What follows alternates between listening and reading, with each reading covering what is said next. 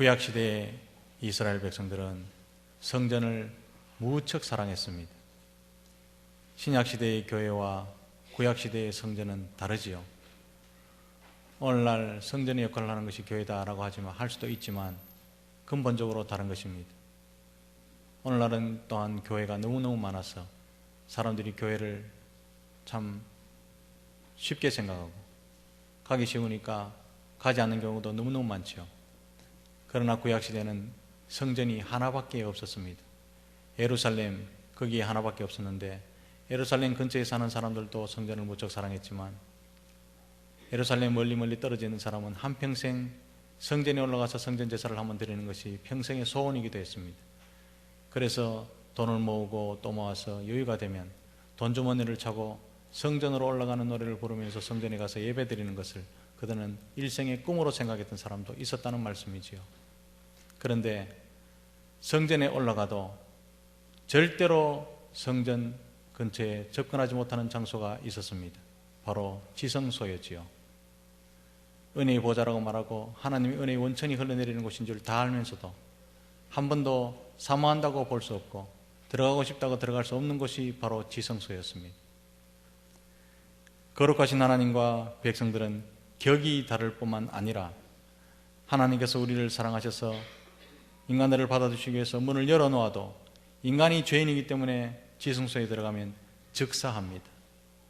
하나님의 사랑이 없어서가 아니라 우리가 죄인이기 때문에 거룩하신 장소에 들어가면 즉사하게 되어 있습니다.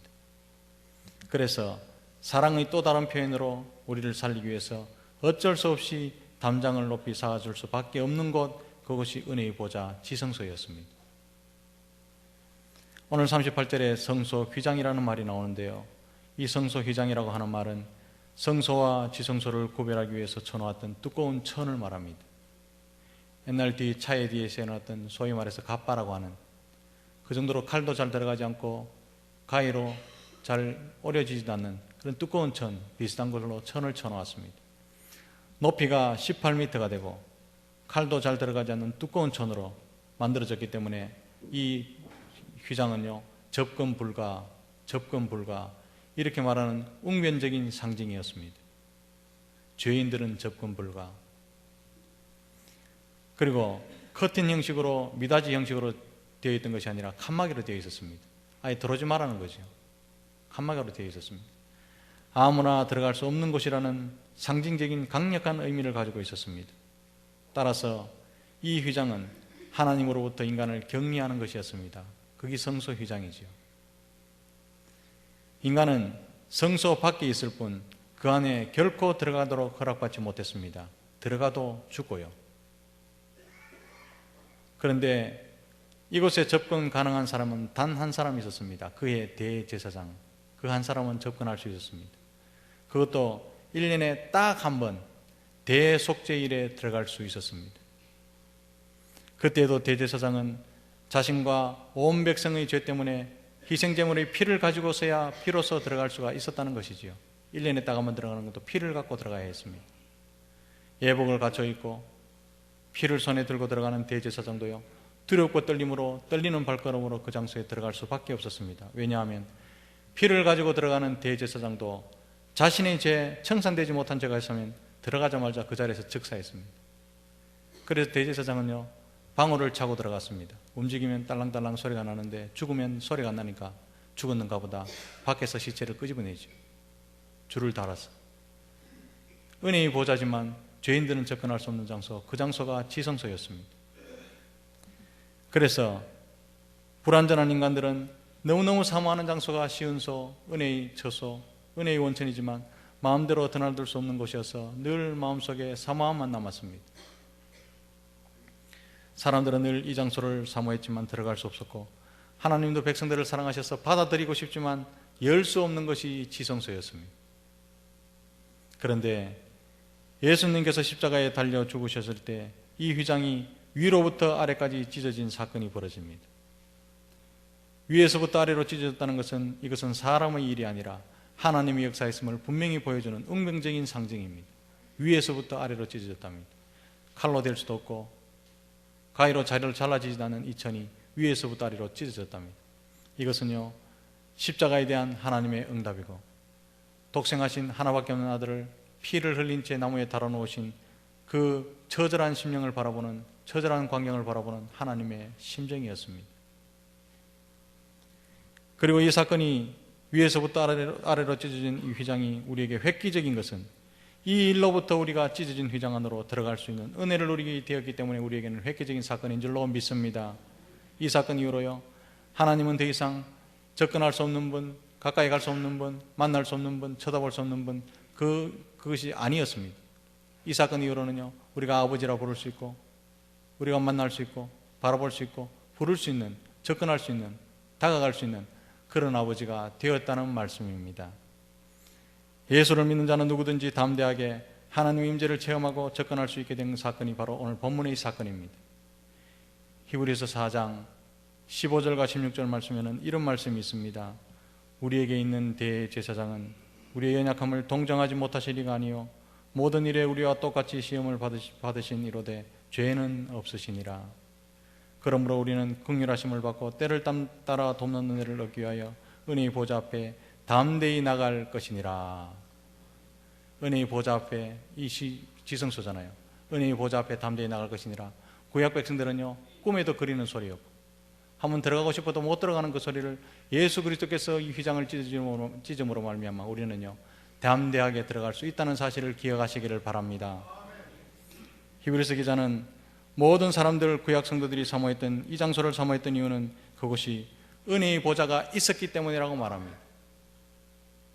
우리는 우리의 대제사장이신 예수님의 긍휼하심을 받아 이곳에 담대히 들어갈 수 있는 사람이 되었다는 사실을 믿으시기를 바랍니다. 이 은혜의 보좌는요, 구약 백성들이 그토록 사모했지만 들어갈 수도 없었고 한 번도 쳐다본 적이 없습니다. 그런데 우리는요, 마음껏 출입할 수가 있지 않습니까? 은혜를 누린 자, 이 엄청난 은혜를 누려야 한다는 말씀입니다. 사랑하는 성도 여러분, 그런데 우리는 이 은혜를 제대로 누리고 있는가 오늘 성찬을 대하면서 돌아다 보아야 할 것입니다. 쉽게 드나들 수 있으니까 구약 백성들이 은혜의 보좌 앞에 나가는 것을 그토록 사모했는데도 불구하고 우리는 쉽게 나올 수 있으니까 이것을 누리지 못하는 그런 경우가 얼마나 많은지 모른다는 뜻이지요. 우리를 그렇게도 좋은 은혜의 보좌로 데려가시려고 예수님은 십자가에서 희생제물이 되셔서 우리를 대신해서 살을 찢으시고 속죄의 피를 흘리셨다는 사실을 기억하시기를 바랍니다. 히브리서 10장 20절 말씀에 보면 예수님의 살로 찢으신 휘장 안으로 우리를 이끄셨고 우리가 여기에 담대히 서 있는 것이라고 분명히 말씀하고 계십니다. 또한요, 성소의 휘장이 찢어졌다는 것은 예수님께서 십자가에서 하나님과 나 사이에 막힌 담을 헐어버리셨다는 뜻도 됩니다. 하나님께서 담장을 쌓아올리신 것이 아니라 우리가 죄악의 담장을 높이 쌓아올렸던 결과로 하나님과 나 사이에 막힌 담이 있었는데 예수께서 성소의 휘장을 찢어주심으로 말미암아 십자가에서 하나님과 나 사이의 담장을 허셨다는 말씀입니다. 그래서 하나님의 진노와 심판이 끝나고 우리는 하나님과 화목하게 되고 하나님의 자녀가 되었다는 사실을 기억하시기를 바랍니다. 그 이후로는 누구라도 하나님의 자녀가 될 수 있고 어떤 죄인이라도 용서받을 수 있다는 사실을 기억하시기를 바랍니다. 문제는요, 내 마음의 빗장입니다. 내 마음의 빗장. 예수님은 고통 가운데 죽으시면서 성소휘장을 찢어 놓으시면서 이제부터 하나님과 너희 사이의 담장을 내가 허물었다. 하나님과 너희 사이는 화목하다. 너희와 너희 사이의 울타리를 무너뜨렸다.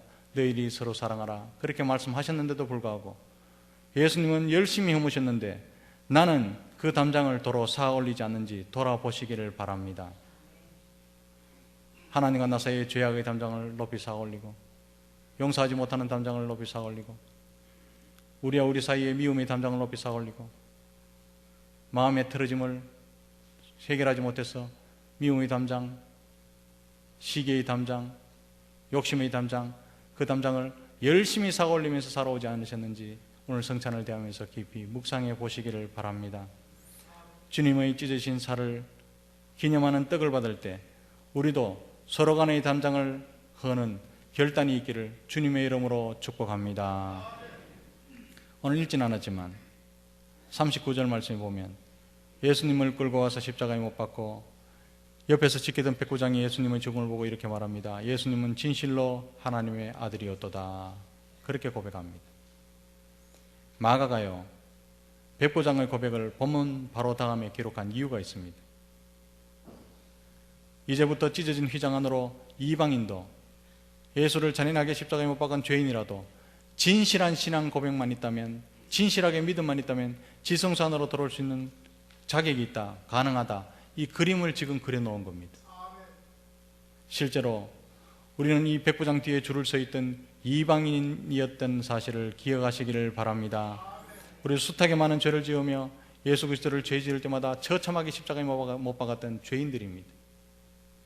그러나 예수님이 찢어 놓으신 휘장 안으로 들어갈 수 있게 된 은혜를 받은 사람이라는 사실을 기억하시기를 바랍니다. 이제 나의 지난 죄와 지난 실수로 말미암아 더 이상 의기소침해 있지 마시고 그리스도께서 자기 몸으로 찢어 놓으신 은혜의 보좌 앞에 나오시기를 주님의 이름으로 축복합니다. 사랑하는 성도 여러분, 십자가 앞에는요, 더 못한 사람도 없고 더 나은 사람도 없습니다. 오직 은혜로 사는 자밖에 없다는 사실을 기억하시기를 바랍니다.